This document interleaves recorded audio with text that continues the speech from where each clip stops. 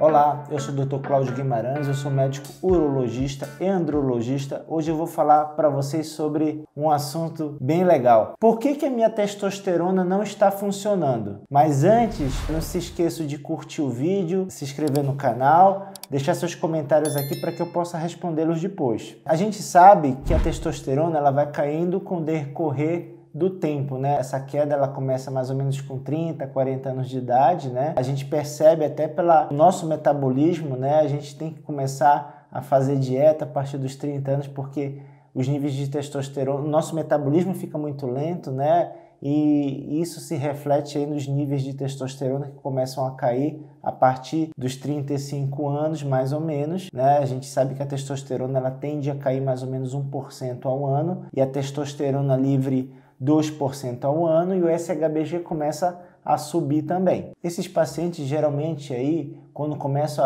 a desenvolver um hipogonadismo, eles apresentam sintomas de impotência sexual, disfunção erétil, que são sintomas maiores aí, são ditos como critérios maiores para hipogonadismo, mas também temos fraqueza muscular, indisposição, perda de massa muscular, aumento da gordura abdominal, dificuldade de concentração, insônia. E quando esses pacientes eles começam a fazer uma reposição de testosterona, a gente percebe que eles são muito ansiosos, eles querem que já na primeira aplicação, nos primeiros dias, a energia dele melhore, né? A libido dele melhore. E alguns pacientes que fazem TRT, eles não vão apresentar essa melhora. E existem algumas coisas que a gente precisa pontuar para ver se é algum erro no diagnóstico, um erro na posologia, vamos dizer assim, nas aplicações ou no uso da testosterona. Então a gente acaba tendo que fazer uma investigação para saber por que esses sintomas não melhoraram. A primeira coisa a fazer é saber se a reposição que foi prescrita ou por nós ou por algum outro colega médico, ela está sendo adequada para aumentar os níveis de testosterona. Por exemplo, algumas vezes é prescrito, por exemplo, um Deposteron ou um Durateston uma vez ao mês. A gente sabe que na primeira semana dessas medicações injetáveis vai haver um pico de testosterona, vai ficar em níveis altos, às vezes até suprafisiológico. Na segunda semana tende a estabilizar na faixa fisiológica e na terceira e na quarta semana, geralmente os níveis de testosterona voltam para valores infrafisiológicos. Então, o paciente ele vai ficar muito bem nas primeiras semanas, mas depois vai ficar muito ruim. E aí ele vai começar a se queixar que as coisas não estão indo bem, a reposição está muito ruim, porque ele se sente bem no início e se sente mal no final. Então ele fica em uma onda de aumento e queda de testosterona. E aí, né, nesses casos, é claro que esse paciente vai ficar insatisfeito. E às vezes ele acaba abandonando o tratamento, vai procurar um outro colega médico ou vai procurar uma outra forma aí de repor testosterona. A segunda coisa é tentar investigar patologias que tenham sintomas semelhantes ao hipogonadismo. Doenças nos quais a reposição de testosterona não vai trazer nenhum benefício. Você vai fazer a reposição, o paciente vai persistir com os sintomas de indisposição, fraqueza, perda de energia. Os exemplos de doenças aí que costumam apresentar sintomas semelhantes a do hipogonadismo são o hipotiroidismo, no qual há uma queda geral da energia do paciente, né, por diminuição da produção dos hormônios tiroidianos, a diabetes, porque a diabetes há uma dificuldade da insulina colocar o açúcar dentro da célula, então esse paciente ele vai viver sempre cansado. Então, paciente que tem alterações dos níveis de glicemia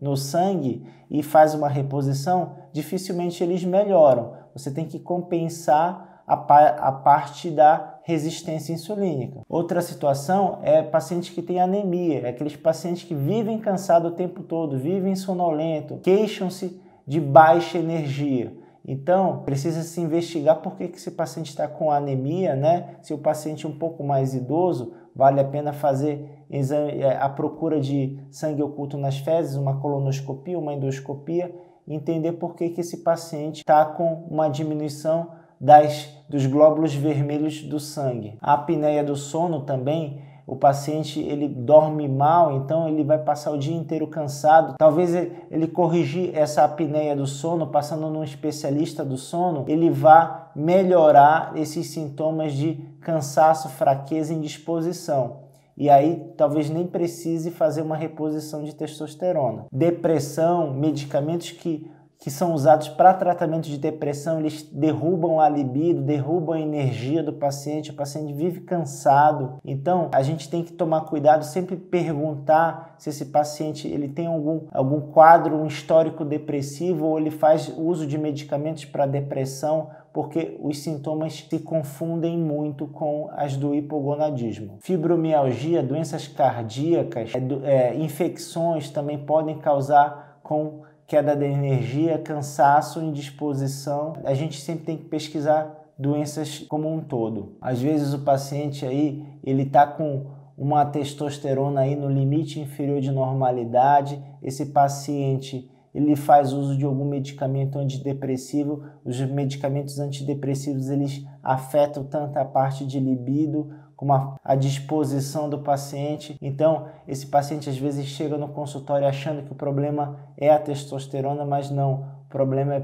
é às vezes a medicação que ele está usando aí para depressão. Outra coisa é esse paciente às vezes escolher o exame da testosterona no momento inadequado. Às vezes ele colhe o exame à tarde, principalmente quando ele vai em algumas clínicas de reposição de testosterona, então eles colhem no final da tarde, a primeira vez, então os valores vão estar mais baixos, né, de testosterona. Às vezes a testosterona pode cair até 25% do seu valor da manhã comparado com o valor da tarde. Colher o exame em jejum, sempre orientar esse paciente a fazer o jejum também. O jejum pode alterar os valores de testosterona. Pacientes que se alimentam antes da coleta geralmente têm valores inferiores. Sempre orientar aí na coleta dos exames. Às vezes, por exemplo, se o paciente está usando medicamentos injetáveis de testosterona, sempre tentar colher na meia-vida da medicação, por exemplo, o Deposteron, sempre coletar os exames 7 dias após a aplicação. Já no caso do Nebido, do Ormo, do Atesto, que são testosteronas de longa duração, colher antes da próxima aplicação para a gente saber o limite inferior de testosterona que está. Lembrar que essas medicações, essas últimas que eu comentei, elas não dão picos suprafisiológicos. Na verdade, é como se fosse um enchimento de uma piscina, né? Não é como se fosse uma onda. Então, a piscina enche e a piscina esvazia. Mais ou menos assim que essa testosterona trabalha. E quanto ao gel, sempre colher a testosterona 2 a 8 horas após a passagem do gel. Geralmente, o que a gente vê os pacientes coletando o exame de testosterona um dia após a aplicação do gel. Então é claro que esses valores vão estar falseados, esses valores vão estar baixos. Outro detalhe é esse paciente aguardar pelo menos um mês em uso de testosterona para dizer se a medicação está funcionando ou não, né? Eles às vezes são muito ansiosos, querem que na primeira aplicação já funcione a testosterona, aquela energia volte, né?